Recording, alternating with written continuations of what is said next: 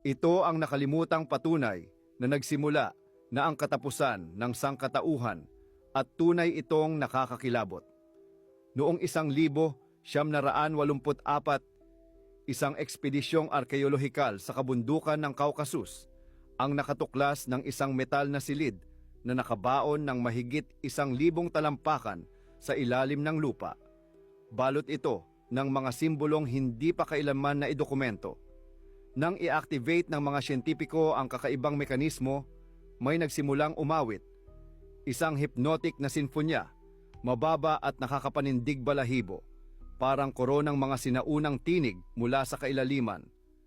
Sa pinakamalapit na baryo, iniulat ng mga residente na pare-pareho silang nagkaroon ng bangungot, mga lungsod na gumuho, langit na bumuka, at aninong umaangat mula sa lupa. Sa loob ng estruktura, may mga inskripsyong nakasulat. Sila ang kaalingaw-ngaw ng wakas kung muling magising ang salot.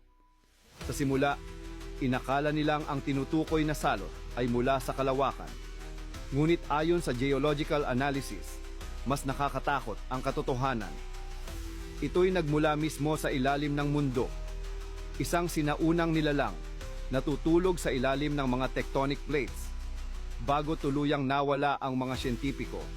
Isang mensahe lang ang naiwan nila. Hindi sila nagpoprotekta. Ipinapahayag nila ang ating katapusan. Simula noon, may natagpuan ng mga kaparehong istruktura sa 3 kontinente at lahat sila nagsimulang umawit sa iisang araw. Kagustuhan lang ba ng pagkakataon o na-activate na nga ang mekanismo? Ito ang pinakamapanganib na imbensyon noong taong 2020 at ito'y tunay na nakakakilabot.